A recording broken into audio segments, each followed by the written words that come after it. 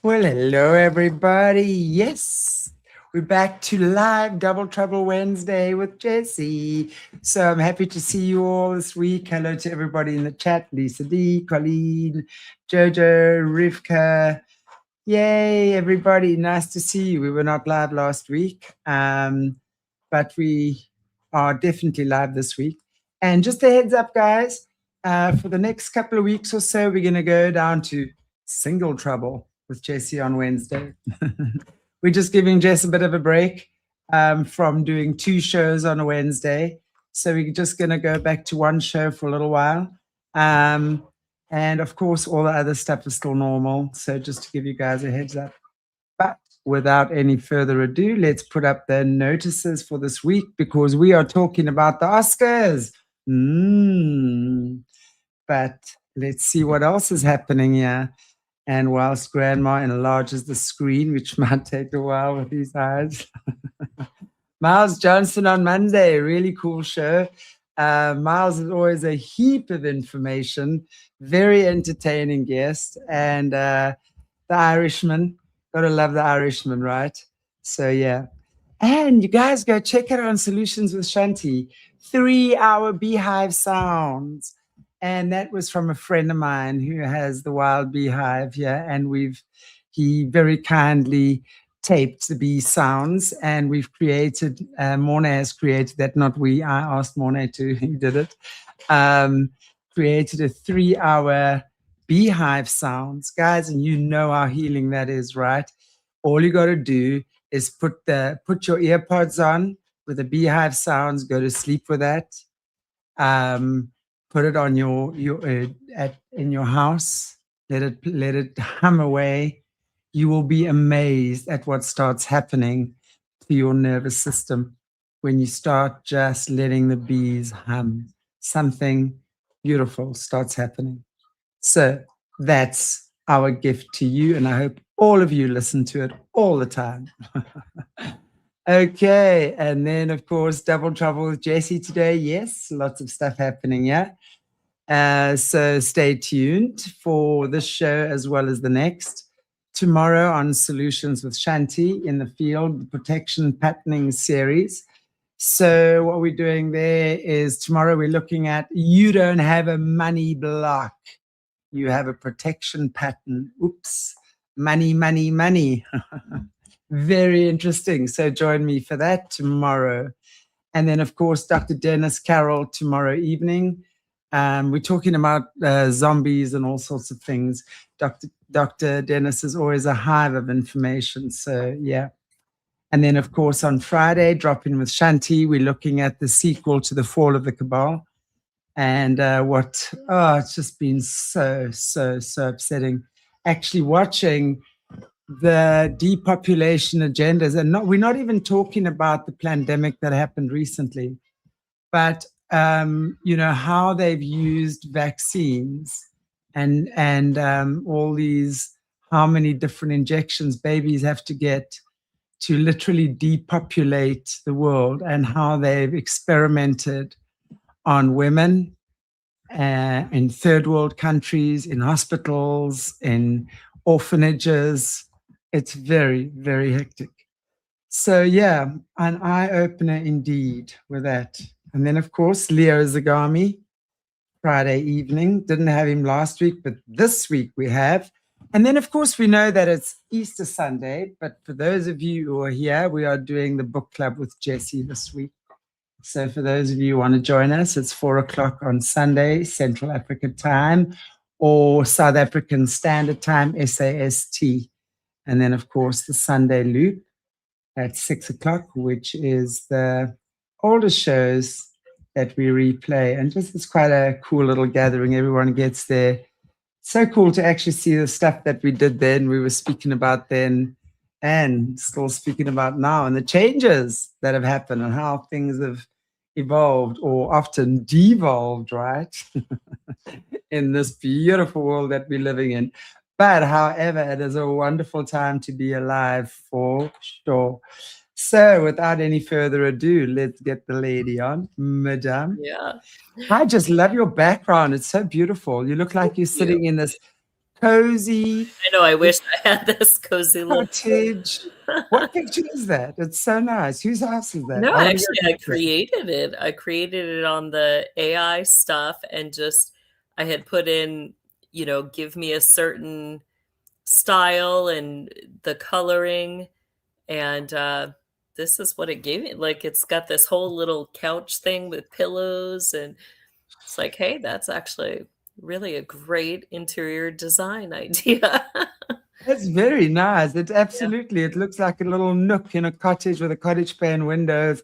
right. So my idea of a cozy little spot. So, Yes. how are you, beautiful Jessie? Nice to see you Yeah. again. We didn't have Hanging you in there. live last week, but we did replay. And in fact, some of the two of the shows Yeah. that we haven't played on Solutions, on Arrow before. So, if Yeah. you guys didn't catch last week's shows with Jessie, they were not live, but they were shows that have not been played. We have been shown, played. What am I talking about? Played like an old movie. You sound like those Yeah, it's 40s true. Like, movies. we just had the lives of those, but those were Yeah. amazing shows, and I'm curious who got to see those this week, but I saw those went up and was like, "Yes, that's awesome." Nice. They really were. So you are up to stuff again. So maybe before you I open for us in am. prayer, yeah, do you want to tell Yeah. us what you've been doing and all Yeah, the so shenanigans? shenanigans this week. Yeah. Um, so Thursday, I've got the Land Assignment 3 where we get into the different Knights groups and how you can recognize them in your area. So I encourage people to hop into that coaching. And then the following Thursday on the 9th, we've got the Land Assignment 4 coaching where we talk about the structure of the buildings and get into, you know, what they communicate through those buildings. Is the building, does it have a spiritual gate? Does it have an altar there? How can you know? And what are things you're looking for? Now, I encourage people with that. Like, these are really uh, base instruction coachings to get into. But watch my new series too, because it ties in. I just did a massive decode on an area in Minnesota, and I get into the buildings and some of the deeper, like, you're always going to have like an onion peeled back with layers of information. So, from the coachings, that's kind of your first couple peels of the onion. But in that Minnesota decode, I deep dive and we get into further symbols that get so dark.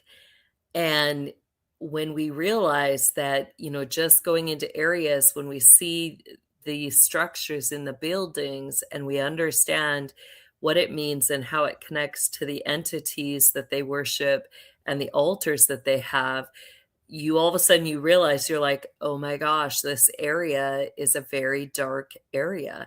And we can Mm. know the evil that they're doing in that place. And it's not just knowing what evil they're doing, but when we know, we can be very strategic in prayer and, Right. make a difference with that. So I encourage people, because I get into the Thule Society, which we haven't talked about yet on this show. No, we We get haven't. different circle groups within the Brotherhood system, and your Thule Society is going to be connected to, you'll get more of your older groups of Lutherans, Methodists, and Baptists, which we haven't got into, how many of those religions also have connections to the Masons and the Brotherhood, as well as the sovereign military. So that would be a great show to get into. It's funny you should mention that because I wanted to ask you about that. We never hear about the Methodist Church, for example. I mean, I grew up Methodist. My parents were not religious, but that was our religion, Methodist. And we were at boarding school and therefore had to go to church. So we went to the Methodist Church, which nowhere near as flashy as Right. anything else. But I'm of the opinion that everything, and the Baptist church as well. There was lots of Baptists at our school. I remember that. There's got to be something dodgy there. And the Anglican, but I know like the Anglican belongs to the British royals, the monarchy, right? Commonwealth, Yeah. whatever. Yeah. And I know that Desmond Tutu, that we've mentioned on the show before, was the Archbishop of the Anglican Church here in South Africa. He passed away a couple of years back, 2 or 3 years ago now.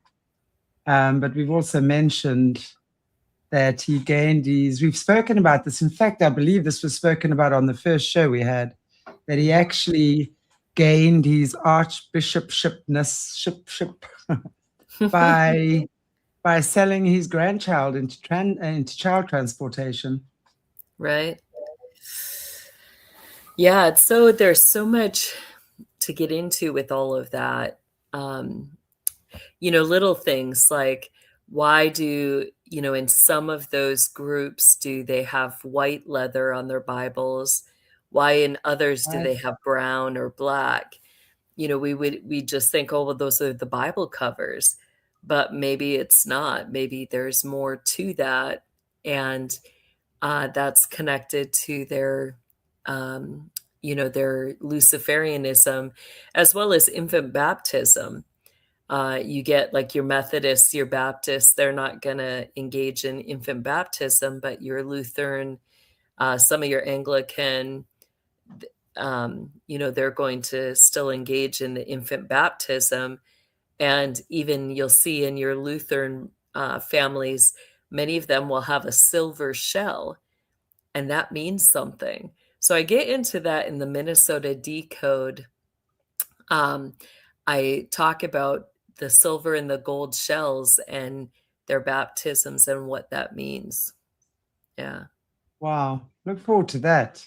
Right. Are we going to do some of that on ARA? Thule Society. We should talk about it. Yeah, we should do the Thule Society. Please, Jessie. Please. Yes, we'll do it. We will do it. Okay, thanks. Awesome. Okay. Well, I don't know if there's anything else that you want to share before you open question. There was. Yeah. Let me get back to that. So I encourage people, check out that Minnesota Decode. That is going to be important coming up. And I'm going to have a lot more on Minnesota to say. Then on April 17th, I've got the Next Work of His Hands strategy group. In this one, we're going to get into writing and some of the releasing, but how some of that connects to your processing and your learning styles, and how to really release that or understand that about yourself. But we're going to look at the 4 Gospels and look at the different styles of writing and how that connects to you as an individual. Then on I think it's the 28th through the 12th through May 2nd, no, 1st. Somewhere from the 28th, at least through the 30th, I'm going to do another call to prayer. And then May 16th will be the big Trace It Back decoding. And for that, I'm going to teach, those who have had a lot of trauma. Maybe you have memories that are missing out of your childhood. As you hear me speaking, a lot resonates and you're like, wow, that sounds like my family, or I have vague memories of things, but I don't have the fullness. We're going to learn how to trace back our childhood areas and look at what brotherhood groups, what sovereign military groups were in those areas. How did those groups work and operate? What are some of the things that they use? We're going to look at the school systems. Like we've done some decodes where, we talked about the different cherubic signs for the schools and how that tells you which military bases the children will be trafficked or, moved to. So I'm gonna teach and talk people through how to kind of decode your own childhood, eh, in the hopes that that will put some of your pieces together that you have. So Nice. that's the Trace It Back Decoding, again, May 16th. And I encourage you guys to sign up for that. Nice. Yeah. All right. Shall we go ahead and pray? Yeah, do that. All right. Heavenly Father, we thank you again for this time together, Lord. We thank you that in everything you have created, you have made things just for us. Lord, I think of earlier today, Shanti was talking about the bee, the beehives, the music that's there. Lord, you've given us those beautiful things and those beautiful sounds so that we might have peace, that we might enter into that place of rest with you, as well as we might have that calm, that quiet, that safety feeling that each of us need to have. Father, we thank you for the works of your hands. Truly, you are great, and there is no one like you. You love us so much, and you've prepared everything in such a way to just bring us to that place of delighting in your goodness. We thank you for that. And we ask that as we do this show today, Lord, we ask that we would leave both these shows with that sense of your goodness, your peace, your love. And we ask that you would bless our technology, our equipment, and our airwaves, as well as this platform and our hosts. In your name we pray, Jesus. Amen. Thank you. Thank you. Thank you. Appreciate that. And thank you for joining us, everybody. Nice to see you all in the chats here. And we're going to be looking at the OSCARS decoding. My gosh, there is so much dodginess right up in our faces. They are like shameless, shameless. And such a shift. Like, it's funny though, like we look at some of the decodes we just did.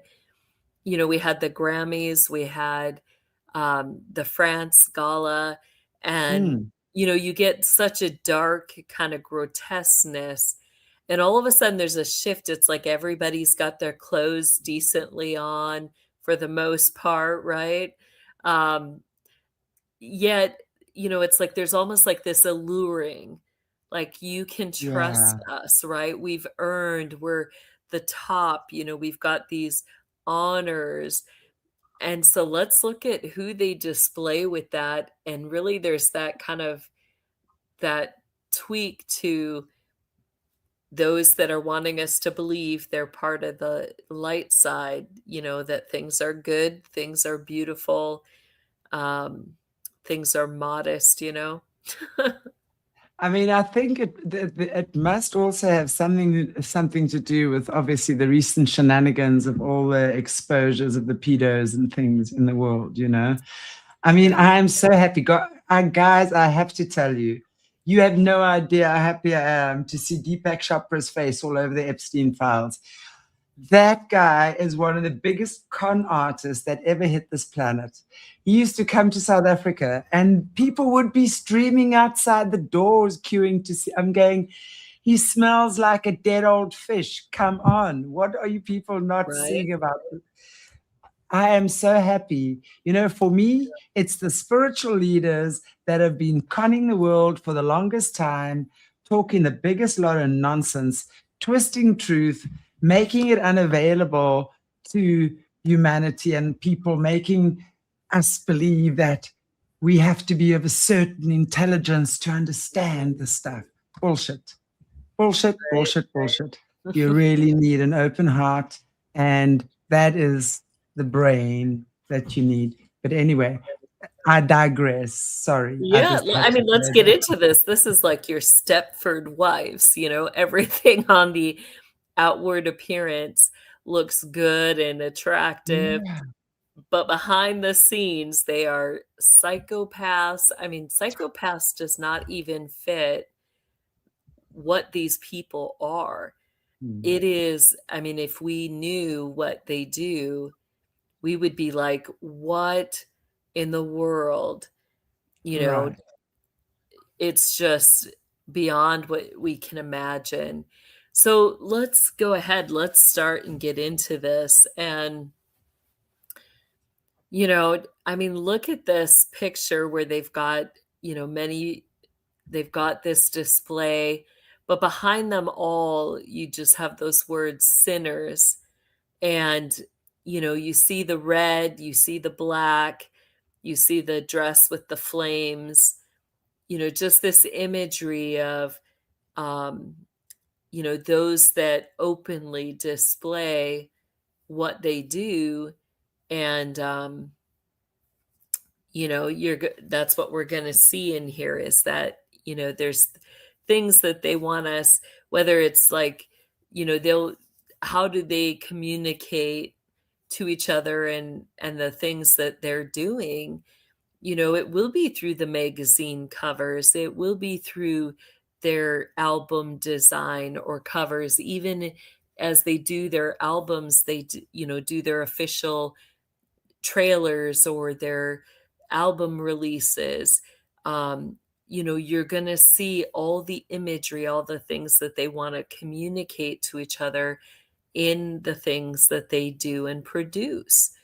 So, at one layer, they're going to do some productions that are meant for the public. And, those are the things they want us to believe about them. They're going to purposely put in things that are wholesome or good. And then on the same page, they're going to have, things that were like, what in the world? Like, why are they creating that? And just that constant equilibrium of light and dark is what we'll see. So let's go ahead to the next one as we get into this. So Anne Hathaway, she's always been one that has kind of had this face front for the most part of being really good. And, she was in a lot of clean type movies, early on. And then, she kind of started venturing out into kind of more controversial type things. And we're going to see more of her coming up. She's really going to get into the controversial stuff. But, just the way she presents herself, we see this kind of clean, classy, Audrey Hepburn type look. And I think they're purposely kind of going for that Audrey Hepburn look to kind of attract a lot of people. But what was interesting about her appearance here at the Grammys, many people were talking that oddly, there was a very youthful appearance. Like it's almost like she's lost like over 10 years, like she's, de-aged 10 years. There's a significant change in her appearance. And that was really noted and brought out. We've also talked in the system about the jewelry, the diamonds, how they'll use stuff in sex magic and their old way of communicating to each other, those that were high-end escorts. So, doesn't mean that every time we see somebody wearing jewelry that they're a high-end escort, but, there's some interesting things, and has that been part of her role in Hollywood? And did her price just go up? Is that why she looks so young? We know so many of these Hollywood actresses get into not only the Luciferianism, but with it, you have witchcraft. You're going to have witches, you're going to have warlocks, sorceresses. Is there a connection to all that? Is it more than just being an escort? Is Anne a high-end sorceress? I think we're going to for sure see some things coming up with that. I believe she is into that kind of stuff. Hasn't she recently come out with being transgender? I've watched I'm not sure on that. That's, yeah. that's questionable, but maybe, who knows? I'm pretty sure that it's her, that she was actually, and speaking about that, and I'm noticing some of the things in the chat as well. So I'm wondering if someone in the chat knows more about that, but I'm pretty sure that she's recently come out as being transgender. But also, I mean, if we can look, at her and the way she looks like she's wearing couch fabric. So they really are trying to take her back to that 50s era, Yeah. almost, where that was fashionable. So for me, it would, again, why back then? Why to back then? Are they suddenly trying to go back to glam, the way that the women were dressing at the Oscars? Yeah, the 50s? elegance, the Yes. classic old actress look. Yeah. Audrey Hepburn type look. It's so true what you're saying, Jess, when you say it's like, okay, now you've seen the French fashion awards and a whole lot of other grotesque things. Now look at us. We're the classy ones, the right side of the system. We're the ones who keep it together. We're the ones to follow. It's, oh my gosh, it's such a psyop.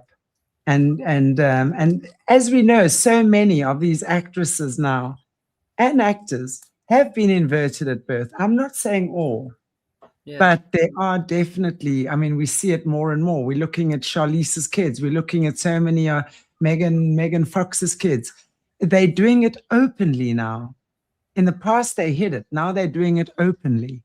So it doesn't, in my opinion, it hasn't just started now. This has been going on for the longest time. And right, with Nicole Kidman as well. She's well known for that, not, her dad inverted her in the womb, that Anthony Kidman. Wow. Mornay put up in the chat that she says she's cis, or it's like cisgender, which is AKA straight. Well, not sure what that means, but I guess that's a thing now, a new term for straight. I don't know. Why not just say you're straight? Yeah. No, I'm sure Grok will say. It doesn't matter. I don't care. If you wanna be a transgender, that's absolutely fine with me. But I think the problem lies in the fact that we've been deluded for such a long time, and now everyone's on the bandwagon. And yes, there are certain characteristics that you can see quite openly, whether it's a male or a female. But they've also, the plastic surgeons are so brilliant nowadays that a lot of the time, all evidence is removed. Yeah. And I just look at like her face, like it's interesting because even in photos, you can kind of see the life in people's eyes, the liveliness, but there's almost a deep, very deep sadness. Like she looks to me like she's about ready to break out into tears. Like there's something really gripping her. And you can see that in her face. There's almost like a lifeless deadness there with that deep, deep sorrow and sadness. So, yeah, absolutely. Interesting. Well, let's go to the next one. It's going to get kind of more and more interesting here. You've got Lisa Reina, and this dress that she's wearing is made with 11 pounds of hair. It's all human hair. How gross. Right? I was just like, I could not imagine. It kind of looks like something you would pull up from the shower drain, but it's like, who would wear? I don't know, but gross. Get that off me. right? I couldn't do it.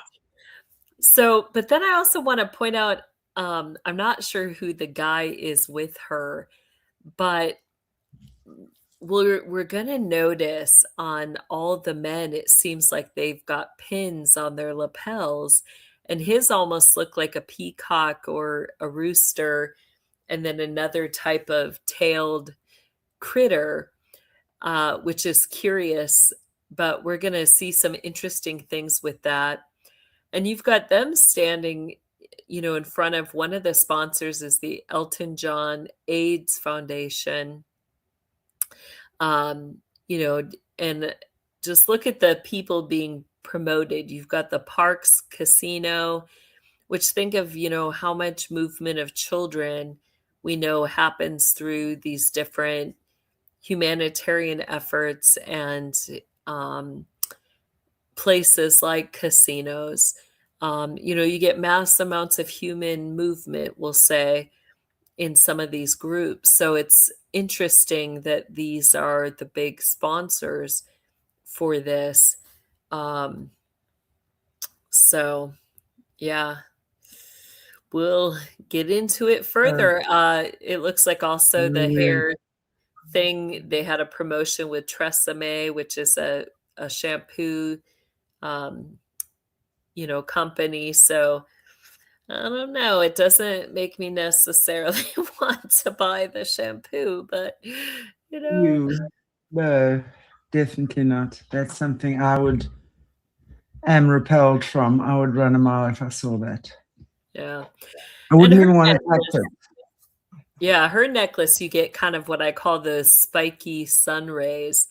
And when you see those in the older days, like all of your royals, when they would come to their big events, you would see them wear these big lapels, and they would have all their emblems and badges for their brotherhood orders and their sovereign military orders that they're connected to. And it's common to see those emblems with those jaggy um, sun rays all over them.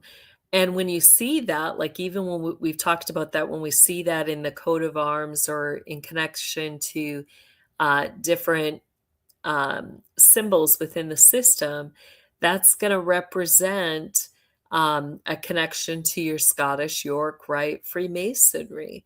It literally is connected, like what, you're going to see it also in that Scottish York Rite Freemasonry in connection to their Nazism. So it's interesting.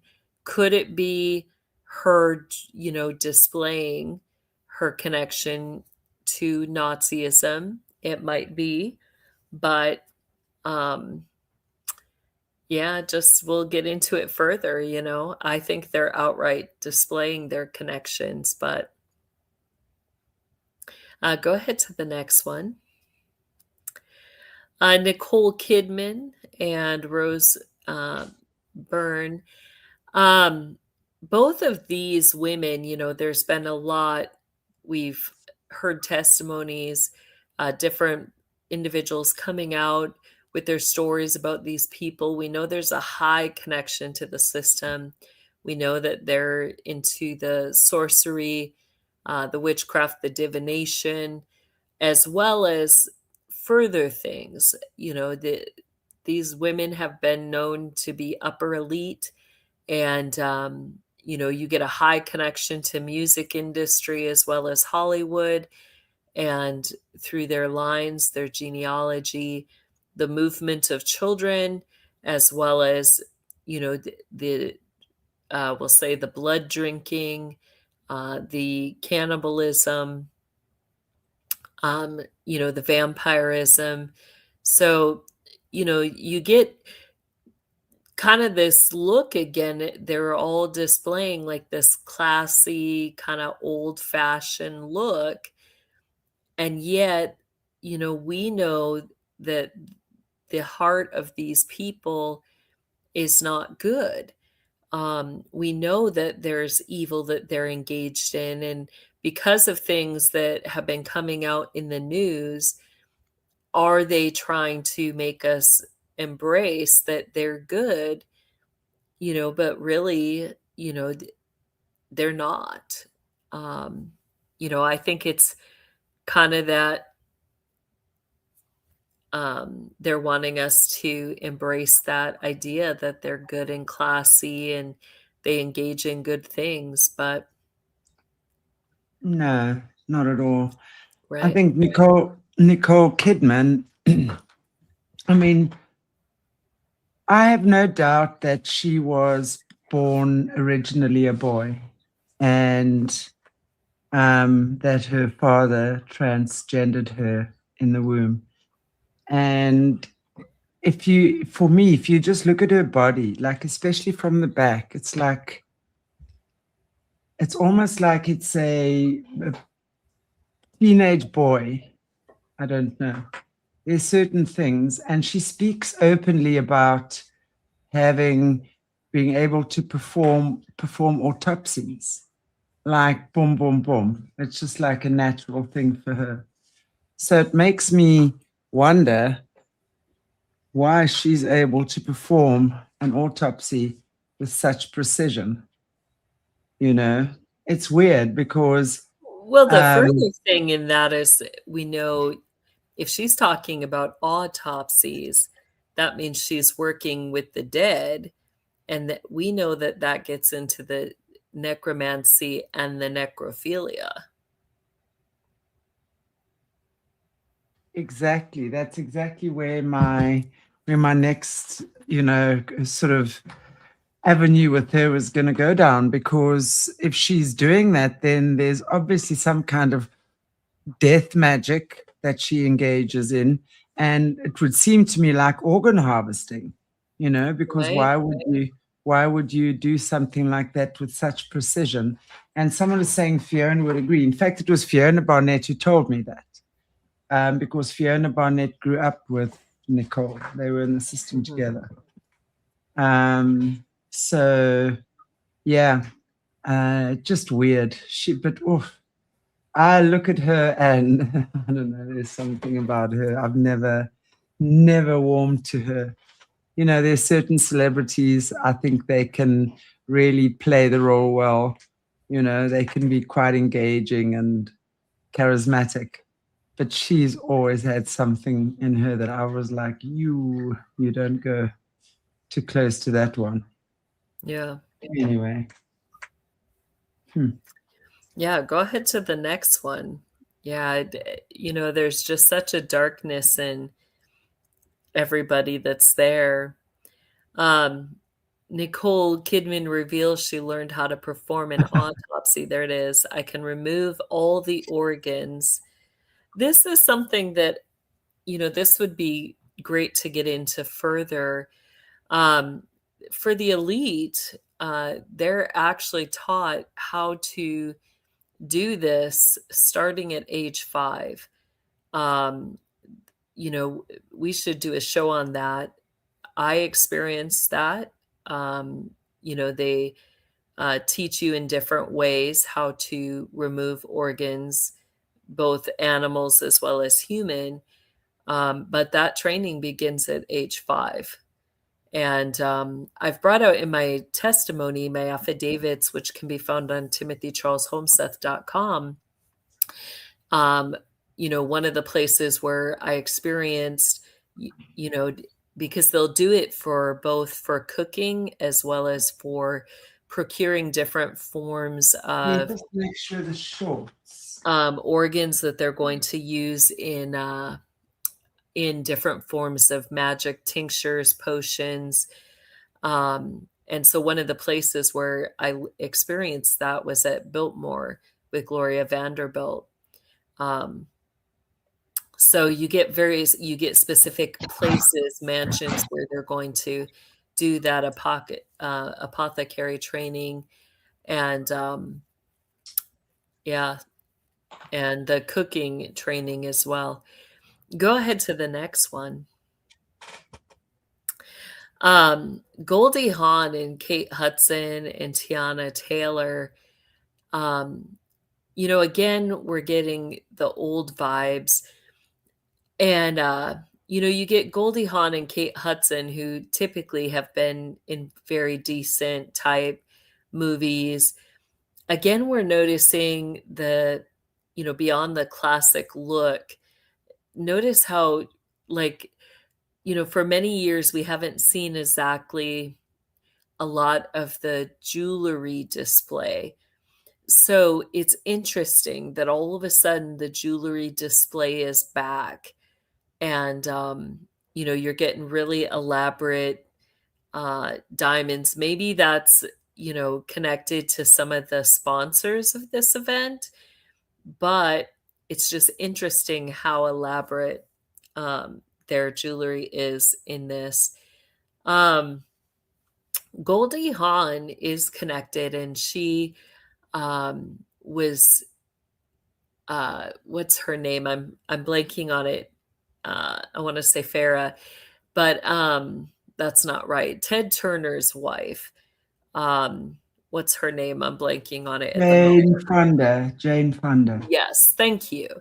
Goldie Hawn was kind of in those groups with Fonda. Your women there, again, you're dealing with, exactly like we said in the beginning, your Stepford wives. They're going to have a certain display as being good, perfect, your kind of candy image type wives. Yet behind that, you're going to get complete darkness. And really, it's like day and night with some of these women. We've brought out in prior shows that your women are far worse than your men. Like, if we think, Epstein Island is just about the men, we're wrong.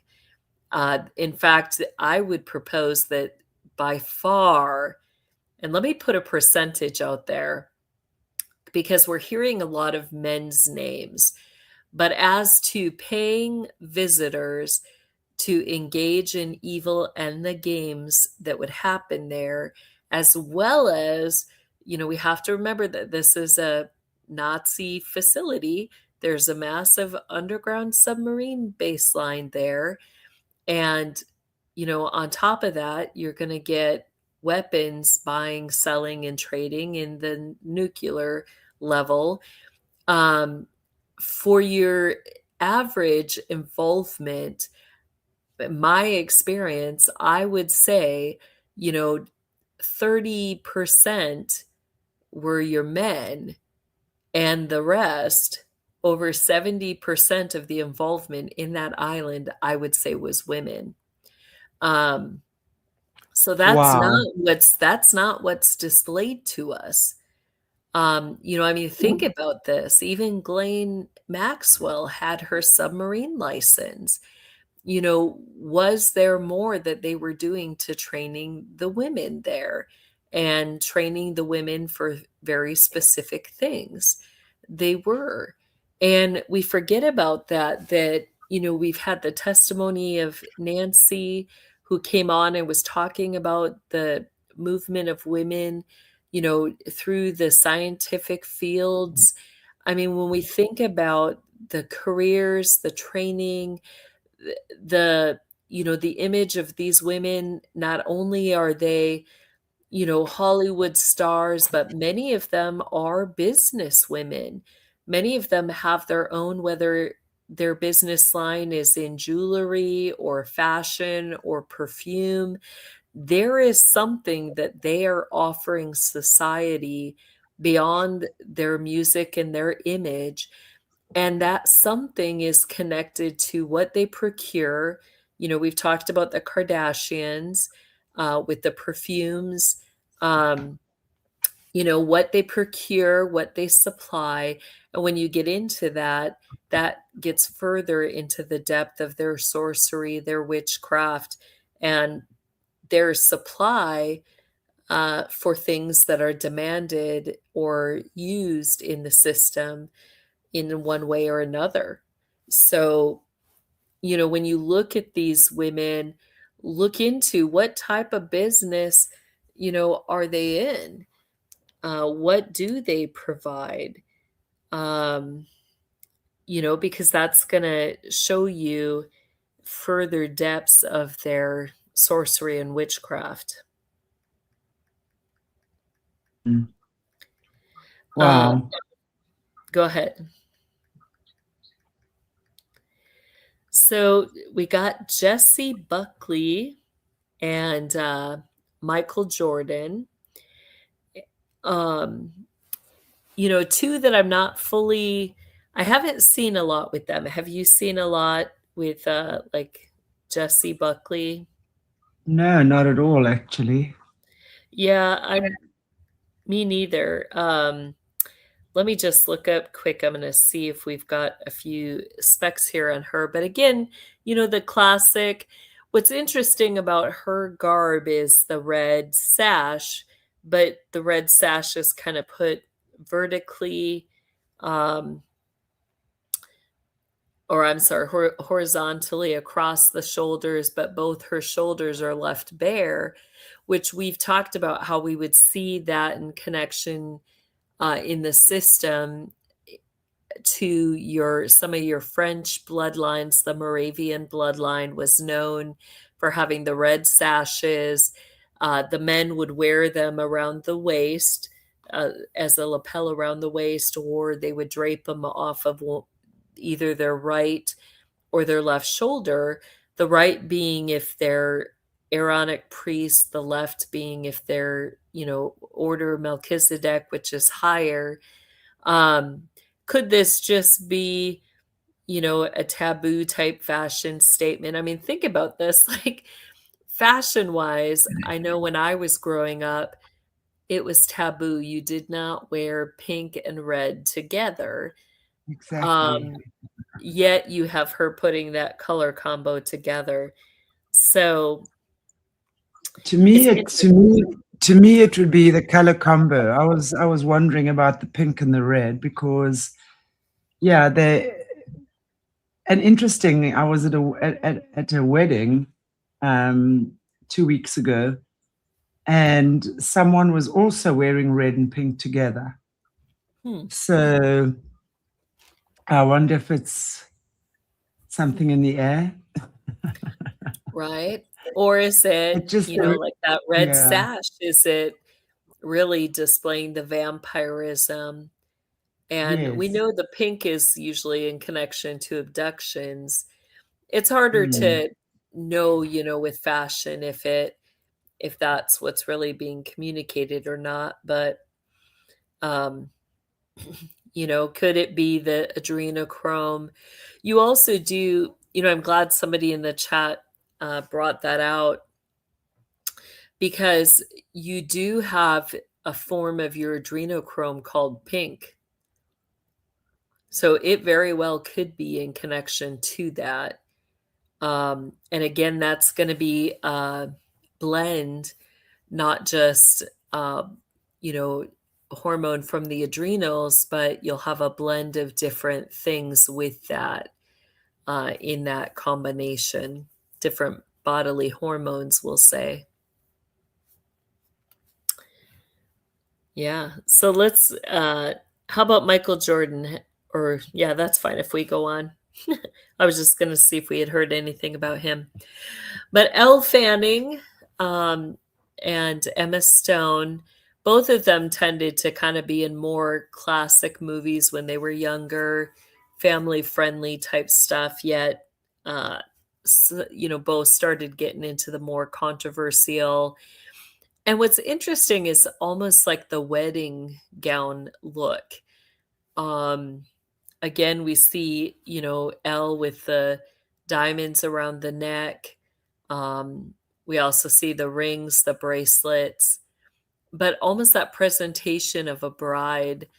Um, then you've got Emma Stone with the white, uh, sleek looking gown. Um, in this, you get, white is one of the colors used in a homage to Lucifer. Um, so could it be? It might be. Could it just be their classy dress they're choosing? It might be that too, but I think there's more in all of this. Go ahead to the next one. You've got Chase Infinity and Leonardo DiCaprio. Now, DiCaprio is somebody that we we know is highly involved in the system. Uh, you know, he's got a interesting pin, like a lot of your men had pins on their lapels, either on the right or the left. You get the bow tie effect. Um, is it just the suit? Maybe. Within the system, you're going to get the bow ties in connection to different councils of the system. And you'll tend to notice that in certain careers, those that are engaged in your Priory of Zion, which sits just below the council in quadrant leadership, they're going to be connected more to your universities, your Smithsonian's, your museums, your art institutes, anything that revolves around artifacts and education. So, your Priory is going to be, they're going to sit in seats, but their jurisdiction, the things that they're going to help oversee or move or be in connection to training others up in, are all going to revolve around those things. Now, the bees in the system, there's really two symbologies for that, which kind of gets interesting when we begin to look further at Leonardo. We know the first way is that your bees is a symbology for your priestesses of Melissa. And that's going to be a very specific group of priestesses. They're all still under Laurie Cabot Kent and Maxine Sanders, which Maxine Sanders, her husband, Carl Sanders, was considered the head and the founder of Kabbalah here in the United States. But your Laurie Cabot Kent, she comes from ancient witchcraft families. Your Cabots being high-level witches, and your Kents being connected back to the Duke of Kent through the UK and some of the international areas. You get a high connection to the Belgium, the Germany areas, Austria, all of that with the Kent families.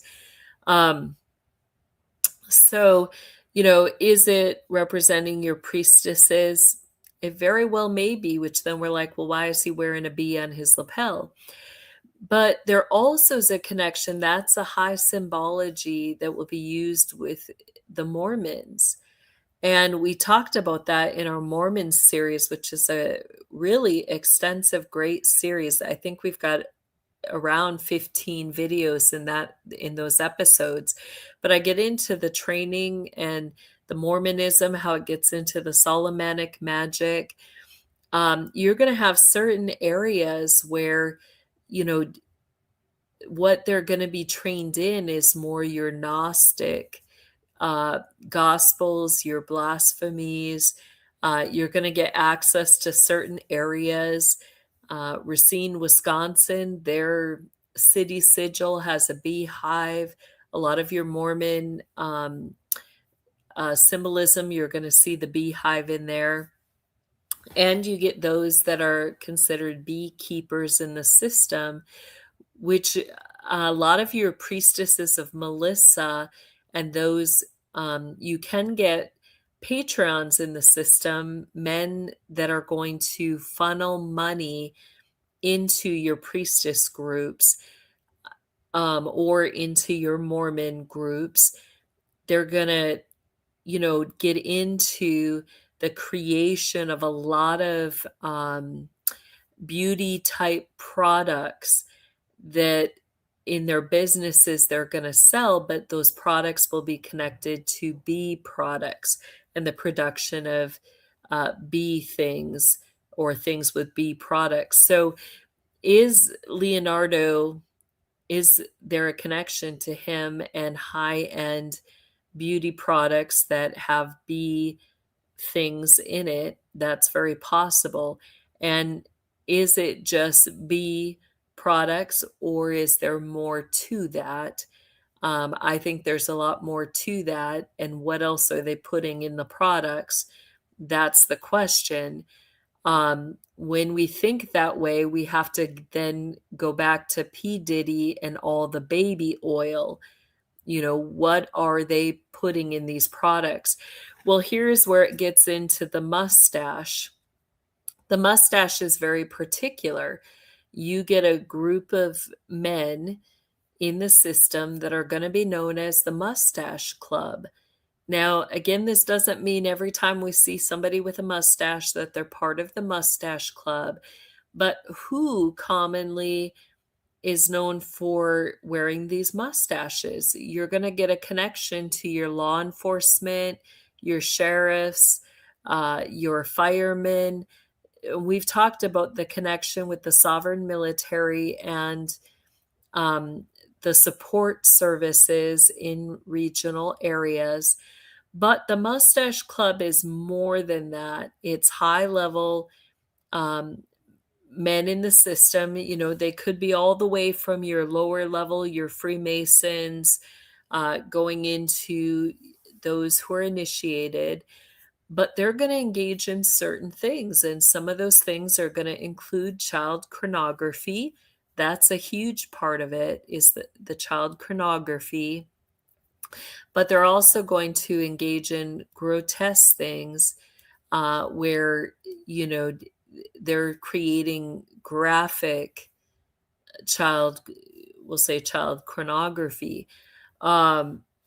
Is Leonardo engaged in that? Has he engaged in funneling money into, simulations or scenarios? You get a high connection to NASA and, their different endeavors that they're going to do that they're getting money for through our federal government.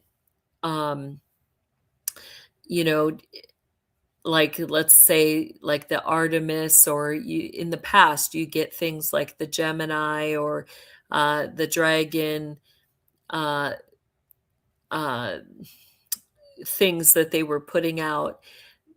Each of those things are connected to different, like your Epstein Island. That was a scenario, that was a game. People would come to play the live action role playing game. Even though it's real, what happens there, it's not just a game or a movie. You're going to get people buying, selling, and trading to not only be a part, but to have children be a part. Real children die. Hierarchy children really get trained in those scenarios to do different things. And you'll get these big time people that will either be sponsors or they'll actually engage in the games themselves. And are they displaying what they engage in?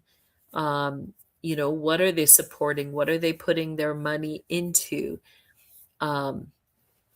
So that, is all part of it.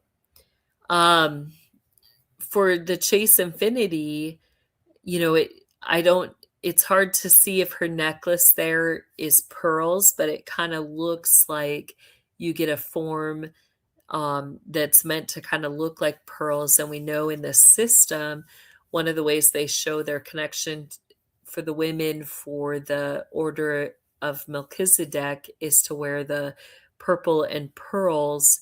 The lighter colored purples are usually for the junior member women, whereas in your full-fledged upper elite women would wear the darker purple and the pearls, like we see with a lot of our presidential wives.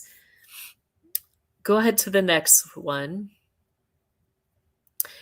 Demi Moore and Kieran Culkin. Demi Moore, you get more of like the dark kind of peacock.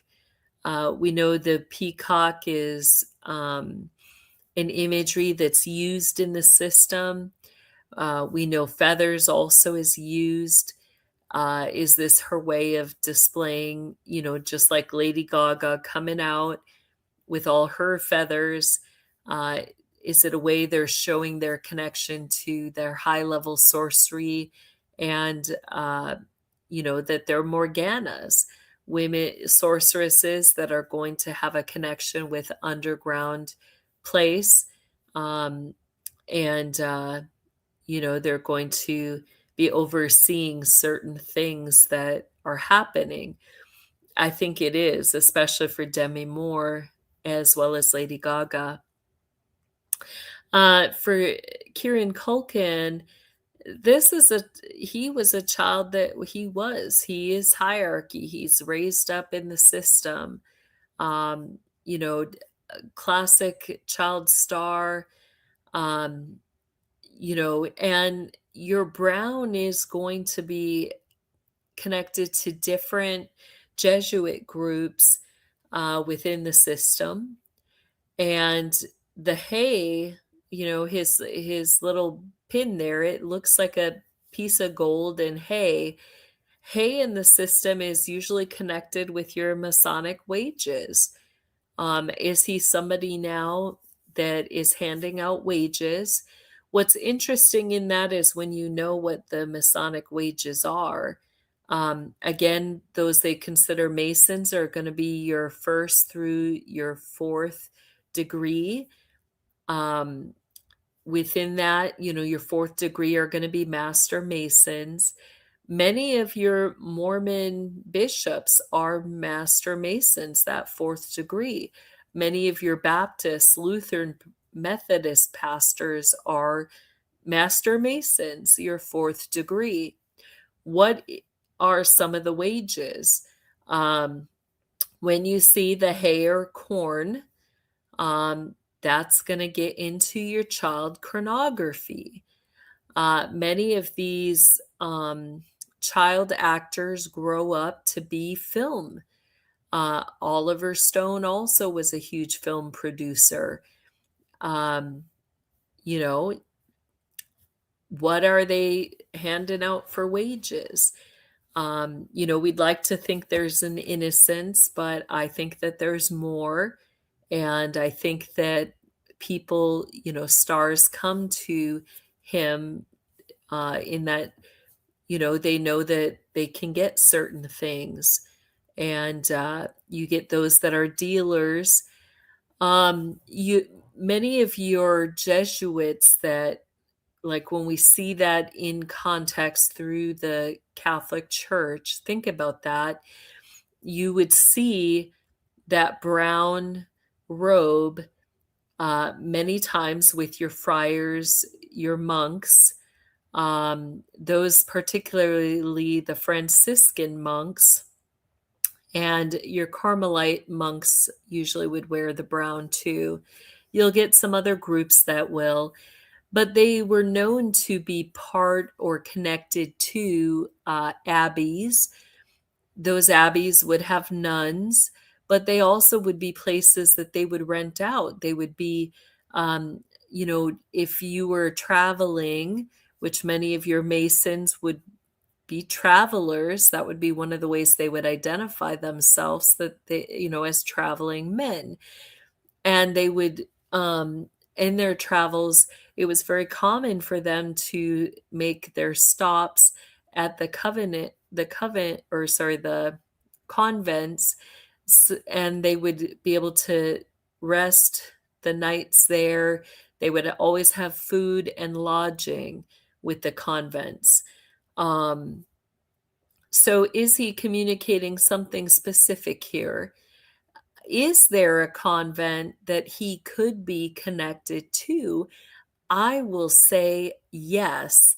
And what's the interconnection with that? It's going to go back to Katy Perry, who now has a huge connection with Justin Trudeau out of Canada. Justin Trudeau being connected, and you know, I will say it's beyond plausible, but we'll just say plausibly the heir of Fidel Castro, which is going to have the Cuba connection. So watch for things coming up in the news because this is all interconnected. So going back to Katy Perry is a high-level sister of light, and she purchased a convent. In fact, one of the oldest convent women died in that battle as Katy Perry fought her for control of that convent. You can look up that story. But you have many of your elite, you know, taking over those convents, and I believe moving child pornography through the convents. So I think that's where we're going to find the connection with Kieran Culkin. And, I think that very much there's a production of and a distribution of child pornography. Let's go ahead to the next one. A lot of your upcoming younger men are really going to get in. We're going to see them displaying at these events, what they're engaging in and what orders, what groups are they connected to. Again, Timothy Calumet, and I might be saying that last name wrong. We see him all in white except for the one, the image on his lapel, which literally looks like an embedded Knights of Malta cross. We've talked before how the white suits can be connected to your Rotarians. However, when you see your white suit, your Rotarians, usually there'll be a rose or flower in the lapel. We don't see this with this suit. In fact, we very distinctly see the Malta cross there. So I'm going to explain the difference. You're going to get lower end knights that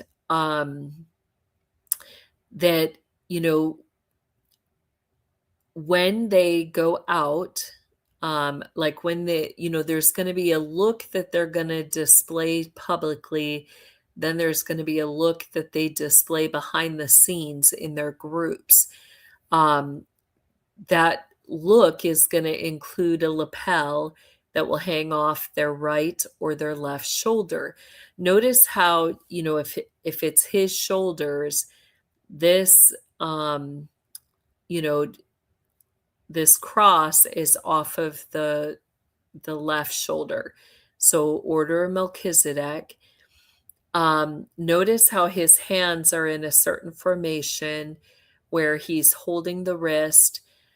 It could be, they train you public speaking to take that stance, but they also will take that in their, when they do their bows, their kneeling. And notice his stance, how it almost looks like he's got his one knee kind of in a bent formation, and then he's holding his arms that certain way. That is a Knights Templar stance. Usually they'll be down on one knee with one knee up. They'll kind of be turned sideways with their one elbow up higher, and they'll have their lapel draped off that shoulder. He's very much in that Knight Templar stance. So I think definitely he has a connection to sovereign military. And here, even though he's wearing the white suit, I wouldn't put him at Rotarian level, even though he could be connected to the Rotary Club. But I think more he's displaying his connection to the Jesuits and sovereign military.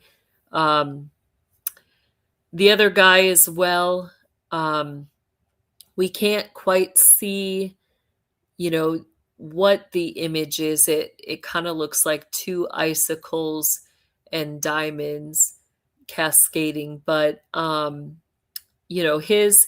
it's a little harder to get a lot, but we do see kind of the weird hand gesture with the one finger pointed out.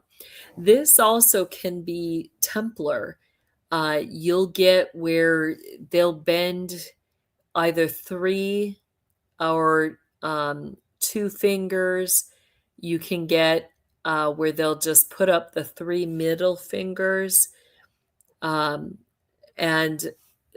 they would call that the glove Many of them, they would do the hand up or sideways like this, and that would be a way of displaying that they were a Templar.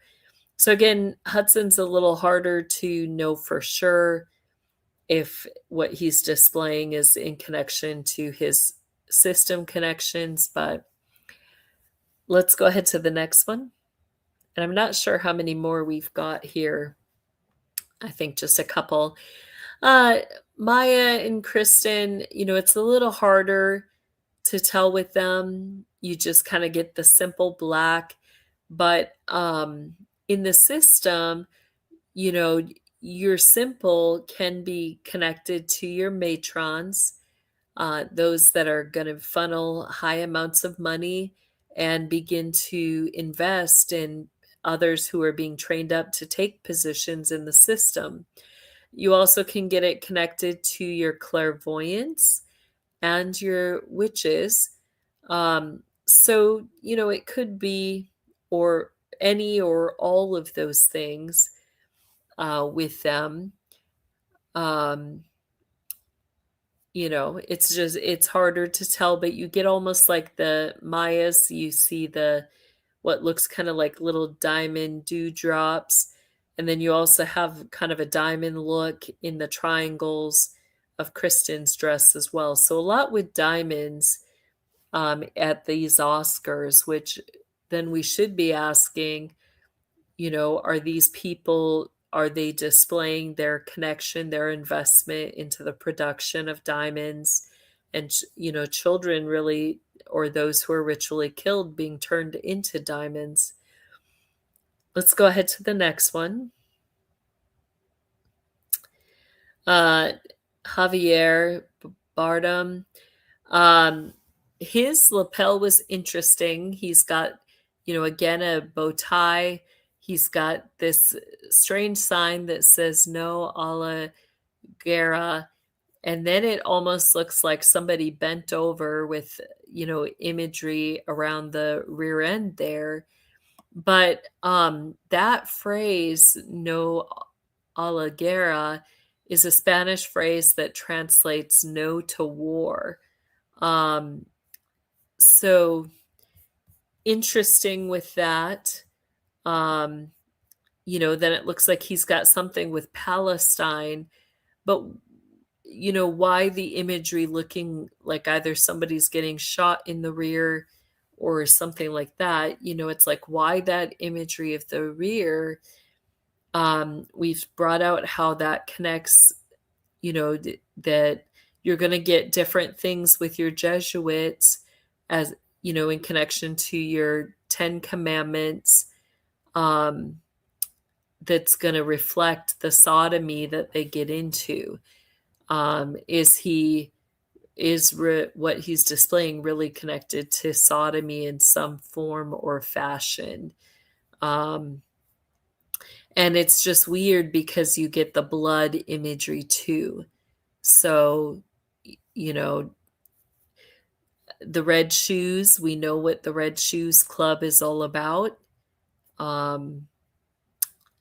So it's hard to know exactly what kind of what the fullness of his statement is with that.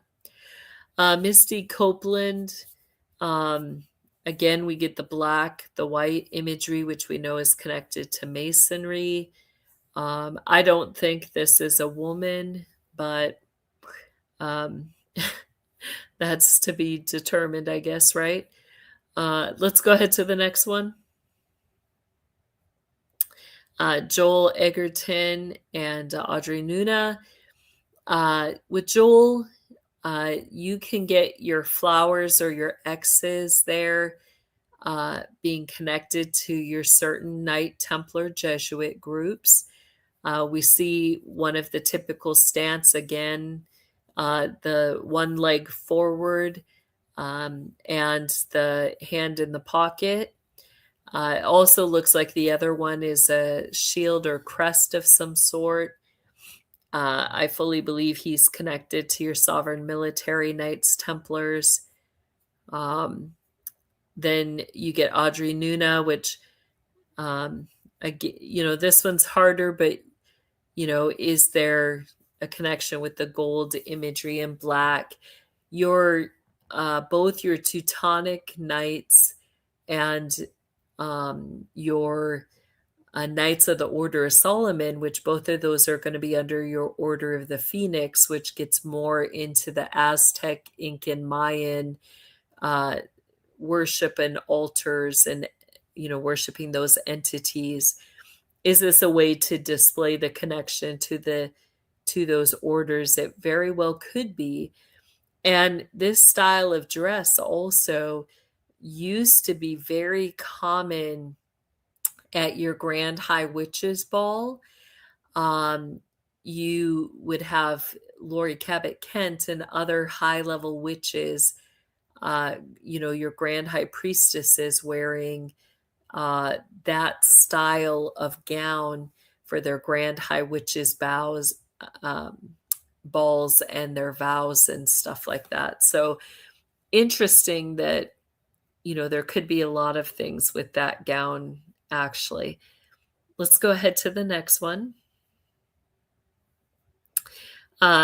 Sigourney Weaver and Jennifer Goodwin. With Jennifer's, it kind of goes back in style-wise. You're getting something very similar to what we saw with the hair dress. But hers, again, it's a little harder to know for sure if there's anything there or not. Sigourney Weaver, again, it's like we're back in time.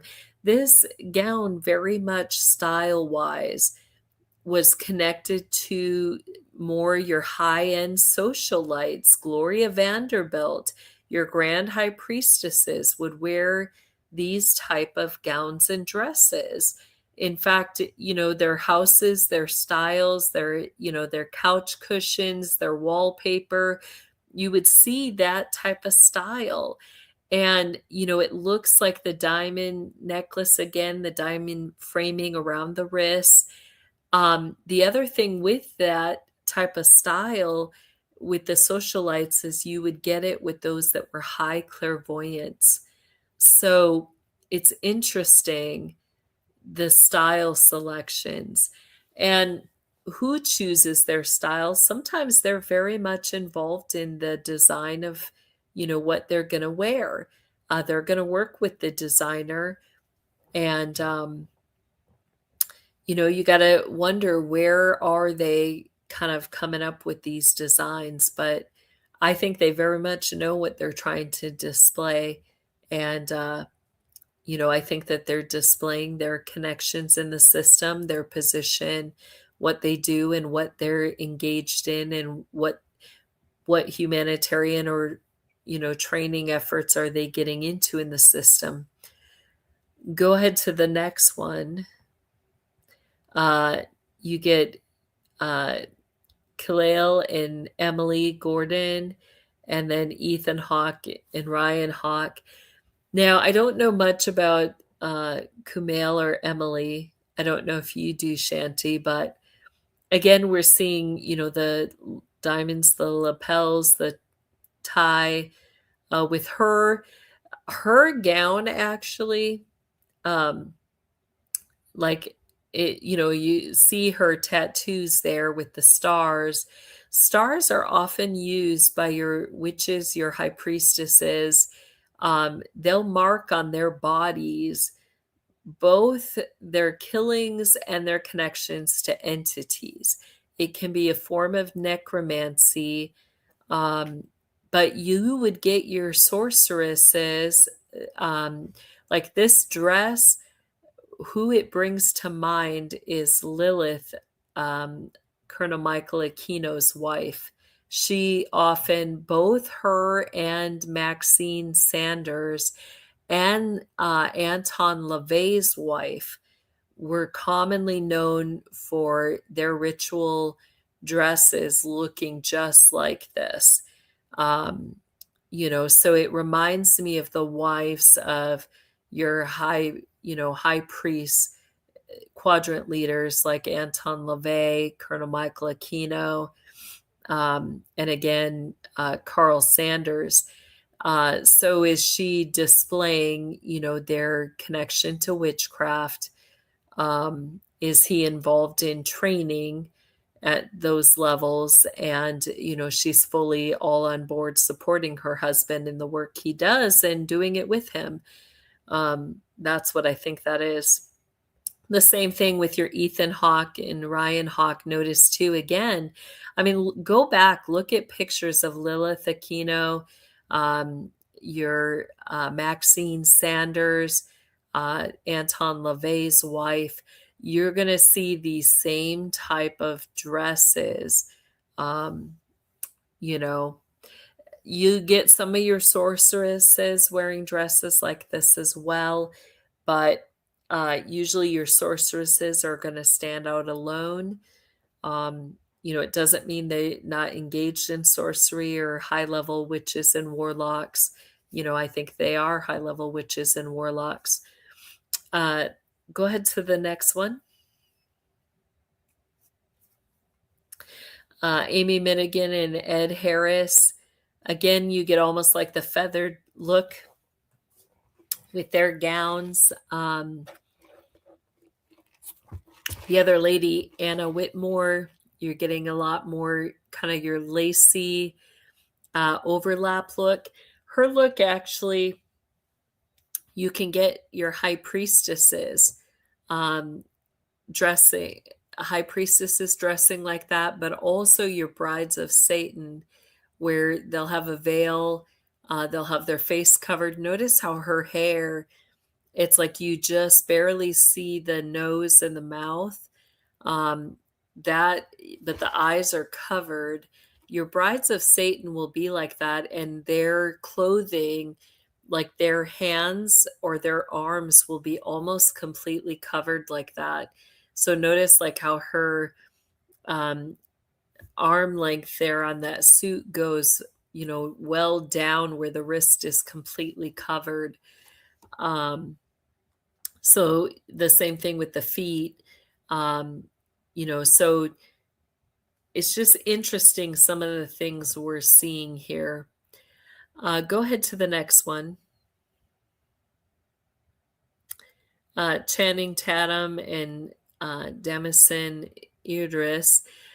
Again, the men all having that very distinct little jewel. Channing's looks almost like a mermaid, or it looks like he's got that shell, that evil Kabbalah shell there at the bottom. It's harder to tell, but could that be a mermaid and the evil shell? It very well might be. And then your Damison Idris. Now, his is very interesting. If you look at your Solomonic pentacles, that shape is from one of your Solomonic pentacles. So very interesting. He very well could be displaying, his stance as a sorcerer, wizard, and his connection to Solomonic magic. Go ahead to the next one. And we have Arden Cho and Pedro Pascal. Hers, we see a very distinct shell, which is interesting. You get the butterflies, the almond trees on the lapels, the arm things. Now you can get this same look with like the dress with the shells and the way that it forms into that bottom part. You could get your priestesses that would wear things like that, and you'd have your priestesses with their sashes, and either they would wear they could have like an Egyptian type sash that was up off the shoulders. They could have that draped down then around the arms. They could tie it around the waist and have more like an Egyptian style dress with the sash around the waist. So you get kind of that priestess look with hers, and then the butterfly and the trees. Is it just or I guess it's birds, not butterflies?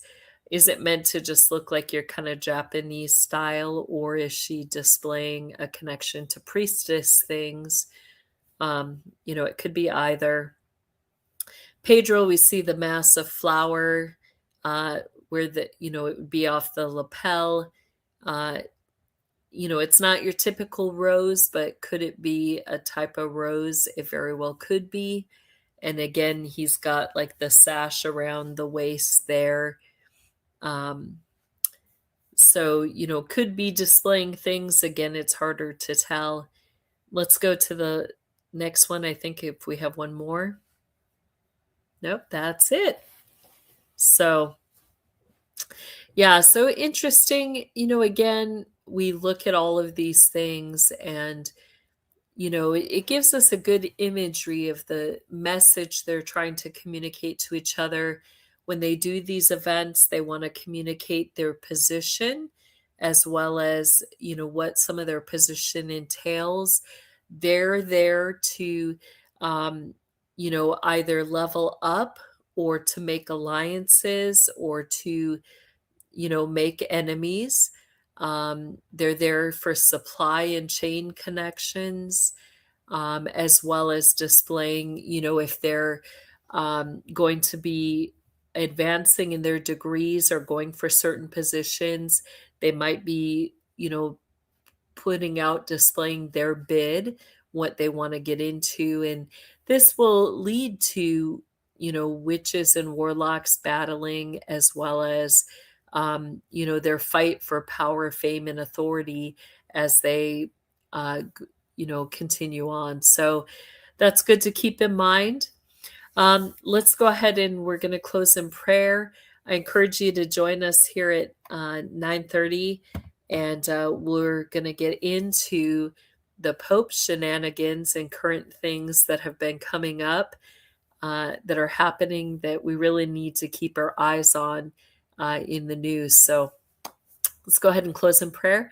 Heavenly Father, we thank you for this day. We thank you for all that you have been showing us. And although it's a lot to learn, it's a lot to remember. Help us to be quick to recognize these signs, these symbols, these communications. But more than that, help us to turn these things into prayer strategy, to know how to be aware of what's coming up, and to really be in the fight spiritually against the evil that's occurring in our quadrants, our regions, as well as let us be those that break every chain of wickedness, every yoke of oppression that these people try to put over our areas. We ask for this in your powerful name, Jesus. Amen.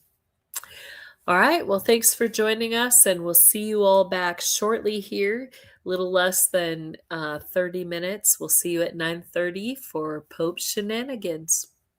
All right. Thank you.